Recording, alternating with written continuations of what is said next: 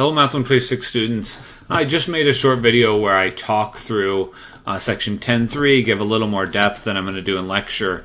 Do check that out if you're confused on 10.3 at all. It's the precursor to 15.3, but I thought I'd just separate the videos. But I'm going to do a little homework walkthrough. You know, this is to introduce these ideas, so I don't mind giving lots of hints here. I just want to get us to 15.3, but we need these preliminary skills before we can do 15.3. Okay, so here's a little, I didn't prepare this at all, so we'll see how this goes. But let's do a little homework walkthrough. I don't want anyone just stuck in this homework for a long time. So there's various questions that get you to think in terms of polar. Again, this is the angle, and this is the distance. So it's just saying, go to 3 pi over 2. So if you're having trouble with, this is where you'd want the trig fact sheet out. You need to know these angles for this homework. This is 0. This is pi over 2, this is pi, this is 3 pi over 2. In fact, let's grab this and set it next to us. We'll carry it with us as we do the homework here. And then when I need it, I'll paste it in there. All right, so let's go. So anyways, we needed to know that that's straight down and that r is positive 3. So it's not this one, because this would be up. So when you look at this picture, this is going to be pi over 2. That's no good.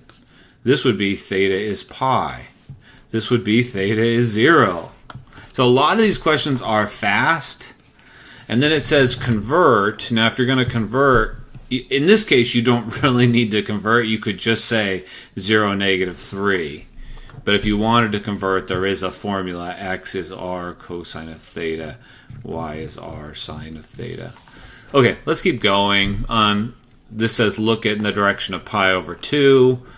Pi over 4, sorry. Pi over 4 is 45 degrees, so I already know it's this picture. If you want the coordinates, it's x equals r cosine of theta, y equals r sine of theta. And I think all of these are nice values. You're plugging in pi over 4, and this right here is 4 root 2, I think is what it said. Let me look at that again. 4 root 2. This is pi over 4. So these are just supposed to be fast exercises. This is root 2 over 2, and that is going to dramatically simplify. I think it's just 4. In fact, you can even see in the picture it's 4, 4. Anyways, so let's leave those. I'll leave you to that.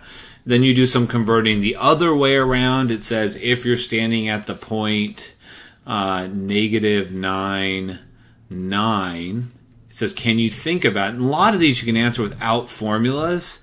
It says, can you think about a situation where, what would that angle be? There's a few ways you can do it, but I want you to give an angle between 0 and 2 pi and a positive r. Okay, and you can use the formulas, but also use some common sense with the problem. So if they're telling you this is negative 9 and this is 9, it means you're going to have 81 plus 81, whatever that is, 162 is r squared. So r is the square root of 162. So r is the square root of 162. That angle, I would just say, is 3 pi over 4. And that's your unit circle knowledge. Okay, what about if I wanted a negative r? If I wanted a negative r, then I have to be facing the other way.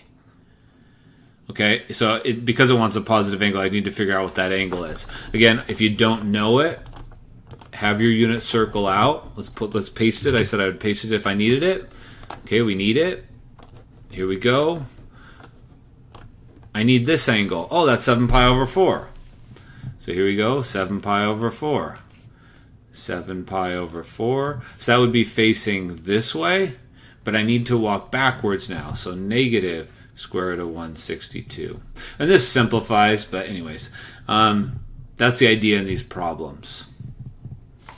Okay, let's keep going. Find 2 other pairs of polar coordinates for the given one with r positive, one with r negative. Again, lots of correct answers.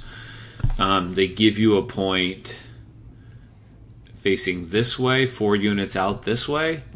This is pi over 4. So you could use, if you wanted one with a negative r, you need to look the other way. You say, well, I don't know what looking the other way is. So we pull it up again. Oh, that's 5 pi over 4. Okay, so here we go. This would be 5 pi over 4. So this is just getting you used to this weird thing that you're, so they won't, sorry, let me put it in the right spot. It looks funny the way it shows my answers because I do a print off. But that would be an example of looking the other way and walking backwards. That also gets me to that point. So that's what all these are, is getting you used to that. And then you do some regions. These should be fast. This is saying R has to be between 2 and 4. You have to be between 2 and 4 units from the origin. So it's not this. It's not this. And it has to be between 3 pi over 2 and 5 pi over 2. And you say, well, I don't know what 3 pi over 2 and 5 pi over 2 is. So we get our unit circle out. So now you know what I'm going to say when it comes to these problems. 3 pi over 2 is down. You might say, well, 5 pi over 2 is not in my picture. And you'd be right. But this up here is 5 pi over 2. Because you keep going. So you add another pi to it, and this down here would be 7 pi over 2 if you kept going around and around. So it's saying it wants you to go, you've rotated to here, and then it wants you from there to go up here. So it's this, it's the right side. It needs to be the right side, it needs to be this. It's dotted because of this, because it's strictly less than done. Just trying to get you to think in terms of polar. We need all the points that where r is greater than or equal to 5, and you're between pi and 2 pi. It should be really fast. Convert, that's what I was doing. Check my video before where I talked about that. This is, again, I don't even know what this is, so that's not the answer. Anyways, this is y over x, x equals r cosine of theta. These are your tools to convert. So anywhere you see a cosine, you can replace it with x over r. This is what I do in my other video. Anywhere you see a sine, you can replace it with y over r. Anywhere you see an r squared, you can replace it with x squared plus y squared. That's all you need. In fact, in this case, if you just replaced cosine with x over r, you would have this. And you say, oh, but there's still an r in there, but that's going to give you r squared is 3x. Aha, there we go, x squared. Oops, I did it. I didn't mean to go all the way through. This is the answer. Done. But then you go, what is that? Is that a circle? Is that an ellipse? Is that a hyperbola? I'll leave you to do that. This is a trickier one, but I do that in my other video, so I'm going to leave you to watch that other one. Another tricky one here, but at this point, we have, I would do everything in terms of sines and cosines, because those are the ones we know. 1 over cosine of, this is what they gave us. We know that cosine of theta is x over r, and we know that sine of theta is y over r. So what does that mean? So we get r is equal. This is just getting you to play around with, the formulas we have. So this is x over r. This is 1 over x over r. So that gets rid of all the sines and cosines everywhere in there. One of these r's would cancel. There's plenty of opportunity to mess up our algebra here. This is y over x. This is r over x. Whoa, do the r's completely cancel? It appears they do. And you get 1 is 8y over x squared, which is y equals 1/8 x squared. I think I know what that is. Notice it's kind of a terrible equation in polar, but it happens to be something nice in Cartesian. This is a good example how some things that are nice in one setting. Okay, then we get to these graphical questions. So for the graphical, watch my video, but all I want you to do is intercepts. Find the intercepts. It's extremely fast. So the intercepts are when you're looking to the right, they're when you're looking up, they're when you're looking to the left, they're when you're looking down. I just want you to plug in 4 numbers just to gain some comfort with this. So the formula they're giving me is 4, 1 plus cosine of theta. So plug in 0, plug in pi over 2, plug in pi, record what those are, and those will give you your intercepts. So if you plug in 0, you get 8, because this is going to be 2. So that means I'm going to put a dot here, 8 units out. And that's when you're looking this way. If you plug in pi over 2, this is going to be 0, so it's just going to be 4. So So you put a little dot here at 4. In fact, we already know the answer. If you look at these pictures, there's only one graph that hits it at 8. We could have stopped right then. But it also hits it at 4, right there. I don't even need to go on. None of the other graphs do that. But if you kept going and plugged in pi, you'd get 0. So when you're looking this way, you need to be at 0. And when you plug in 3 pi over 2, let's see, that's going to be 0, so it's going to be 4. Those are the 4 intercepts. There's only one of these graphs that hits those 4 intercepts. That's it. That's what I want you to do, is just plot enough points that you can decide. Here's a little bit more curious one.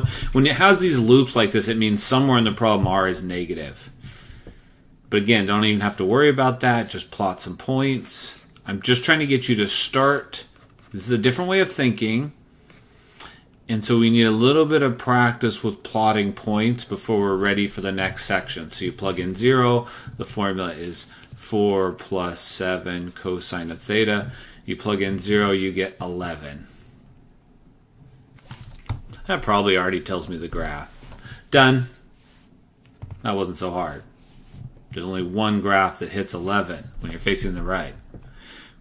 But if you wanted to plot a few more points just for fun, you could plug in pi over 2. This is going to give me 4.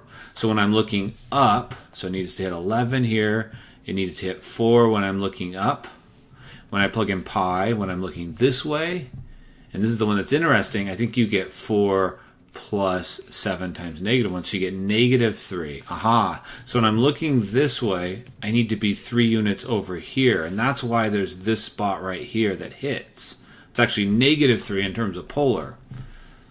So it needs to hit at 4, it needs to hit at negative 3 when you're facing this way, and when I plug in 3 pi over 2, I get 4 as well, so I'm down here. If you were curious about when you actually hit the origin, you could solve for when r is 0. If you solve for when r is 0, that would tell you the angle when you hit that. But the question didn't ask that. A spiral, again, we just plug in 0, pi. So this homework's mostly just making you aware of some of the things that can happen. Our main goal is to do double integral. So we're not trying to be experts on polar coordinates. But it's a nice little starting place for how this goes. In this case, it's kind of interesting because they're just getting bigger. So when you're facing the right, it needs to be 0. When you're facing up, it needs to be pi over 2. When you're facing to the right, it needs to be pi. When you're facing down, it needs to be 3 pi over 2. So it should be doing something like getting bigger and bigger like this. But it doesn't matter. You could just estimate. It needs to hit at about 3 over here. I think that's the only one that does that. It needs to hit at about 1.5 here. I think that's the only one that does that. So there's only one answer that makes any sense. Same game here.